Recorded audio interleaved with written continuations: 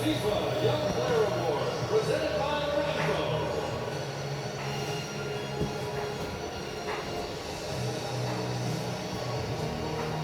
FIFA Young Player Award is up next.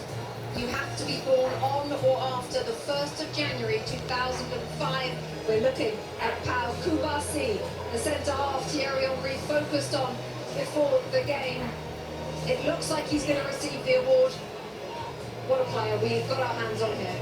Well, it's been for a long time, and you have to give Xavi Hernandez a lot of credit also, because he trusted him right from the start. He trusted Lamine Yamal right from the start, and those guys are proven to be what he thought they were going to be. And this kid is a world champion, you know, but he's still a kid at the end of the day compared to my age. But you have to give him a lot of credit. He's so calm. He does about it the right way.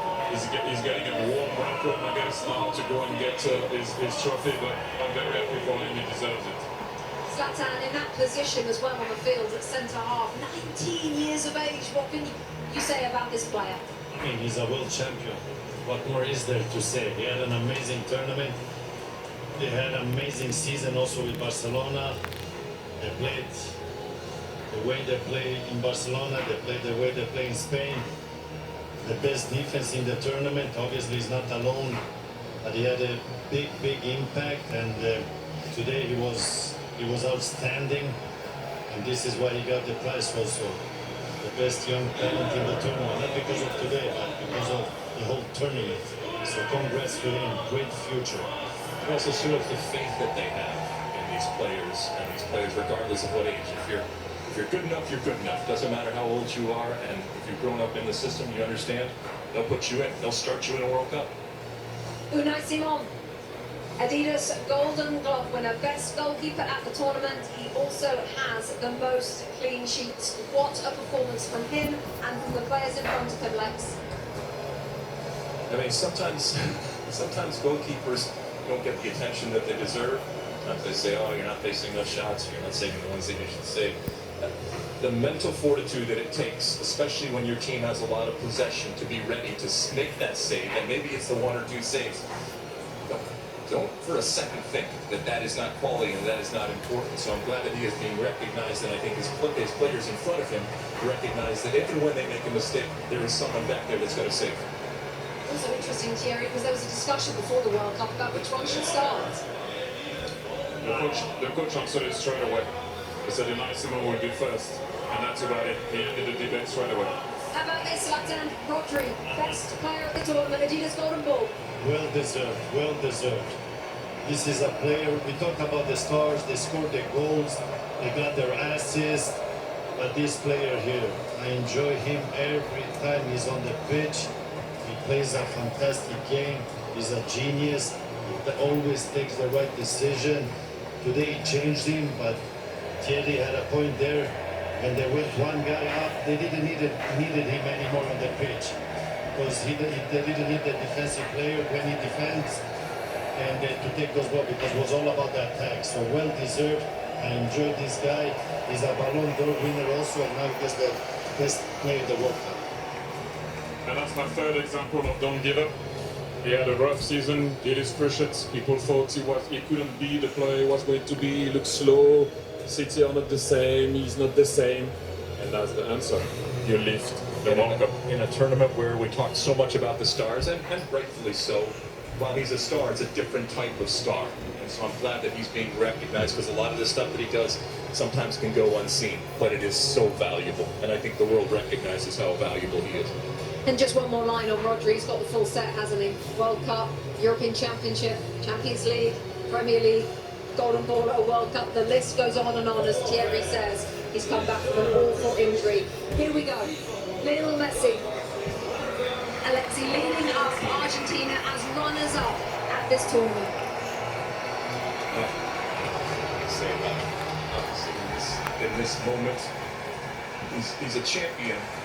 Champions want to win, and they want to win everything, and he has won everything. So he'll be disappointed, but my goodness, I think we can very, very quickly turn it to how important he is, how iconic he is, and how amazing he is, regardless of what the score was today. And Zlatan, how lucky we are to have seen him play for the last 25 years? I mean, we have enjoyed him. We have enjoyed him during this World Cup. He has not. I know he's sad he didn't win the World Cup. But listen, he had an amazing World Cup. He kept this team alive. He did some amazing stuff. He had moments where he was human. He had moments where he was not a human. And I hope he can continue to play as much as possible so we can enjoy him even more. Will we see him in another World Cup? I don't know, you never know. But we have enjoyed him and we're happy he plays the game because we're going to be very sad when he stops playing. What we have learned, Thierry, is to never bet against him. No, it takes a team like Spain to be able to beat Argentina, and like I mentioned before, if they won today, they would have done something that I don't know if it would have been possible to do that, to win 4 major competitions in a row. They were very short and close, to do it, and look at what it means to him. If you ever have any doubt of it, this guy still have some fire in his belly. Look at it. Look at what it means. Look at this. Everyone is clapping because you're looking at him, and this is what it means to him. He won already. Well, everything. And look at the guy. Look at the passion, the desire, the love that he has for his country, and how much he puts into it. And we have to give a lot of credit also to Scaloni, because when he arrived in the national team, he didn't look like he was going to be that way. And they did it all together with their fans. They came short today, but thank you, Argentina, once again. And Leo, I don't know what to say anymore about this guy. You know, he came short. Yes, let's just listen to this.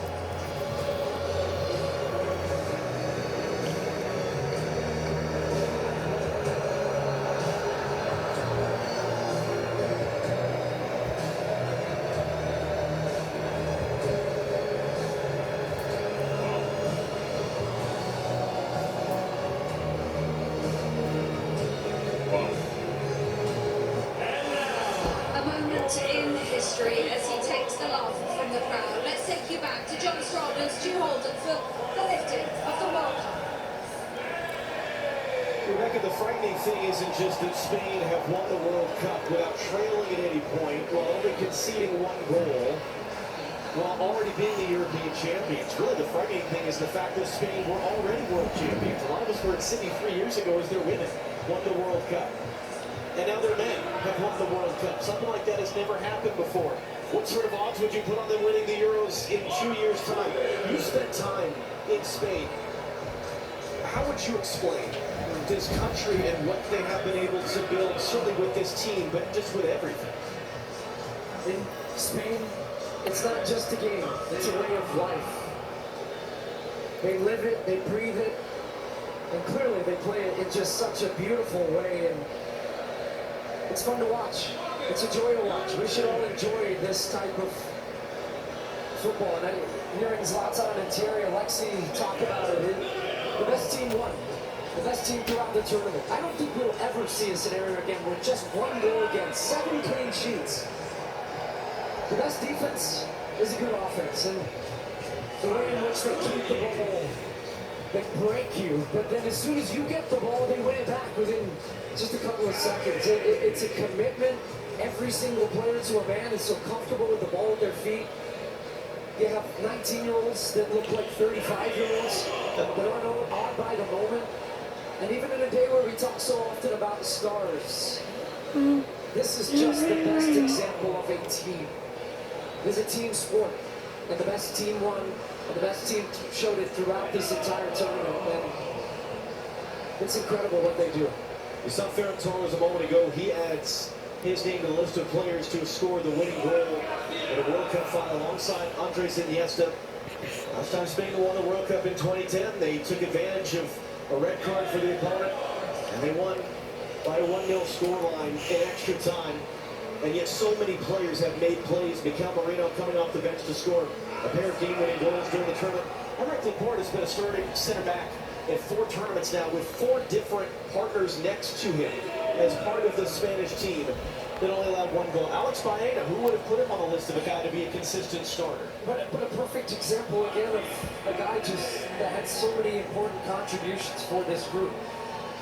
And in a rare occasion when we think about history many, many years from now, about this World Cup, this edition, and who knows how many Lamine Yamal is going to win, wearing the number 19 shirt at 19 years old, turned 19 throughout the tournament, and yet scored 1 goal. That's a scary thought, that he's a World Cup winner on a day where he wasn't the star. But he understands what his role and what his importance is to this team, and he is willing to play that role for the betterment of the group. And I think when we look back, there's his brother Kane in the crowd, and he's been fun to watch him throughout the tournament. His just joyous, big smile as his brother goes on to win a World Cup.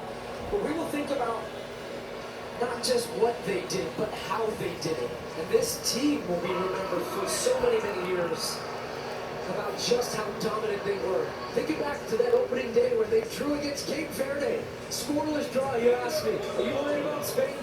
I wasn't. But I didn't know they were going to go and win in this dominant fashion. There are now, in the history of the Men's World Cup, 5 teenagers to have won the World Cup while playing in the final, and 2 of them are on the Spanish team. Lamine Yamal and Pau Cubarsí, who, as you saw earlier, received the award for the best young player at the tournament. And Luis de la Fuente is the great example, as his predecessor as World Cup winning coach was Lionel Scaloni, of the Federation man. He was the youth national team coach. He didn't coach at a high-profile club. He wasn't a big star manager. He has done nothing but win, and he becomes now, at the age of 65, the oldest coach to win the FIFA World Cup. He said it best in his post-match interview. He said that this has been coming. We've won at every level, and they have. They win at youth national team levels. He managed this team at the U21s, then gets the senior job, and the most important one of all, he is now a World Cup champion as well. And here comes Rodrigo Hernandez Cascante, better known as Rodri, better known as Golden Ball winner for most outstanding player at this World Cup, 4 Ballon d'Or winner as World Player of the Year, either side of a torn ACL. A man who has done so many things, and really a guy that makes being a defensive midfielder cool, because he wins the most outstanding player of the tournament, not by scoring and assisting and doing all these things, but by doing all of the other things. And now it will be the job of Rodri. With his teammates behind him, they've been together for the better part of 2 months now here in North America. And they traveled from Atlanta to Guadalajara to LA to Dallas and here to New Jersey. One final act of this incredible summer of soccer for Rodri to lift the trophy, for the celebrations to begin both here and overseas.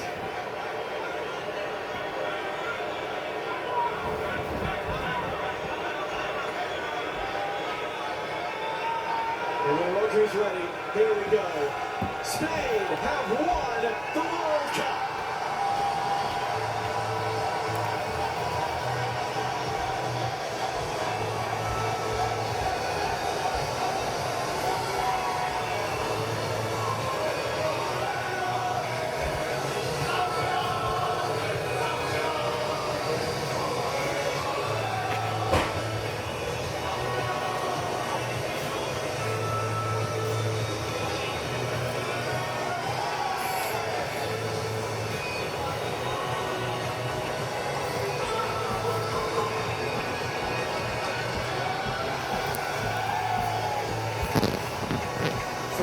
That have gotten to do this 3 times, for those of us who go back to 2015 in Canada, it is to be a part of these moments and to bring them to all of you home.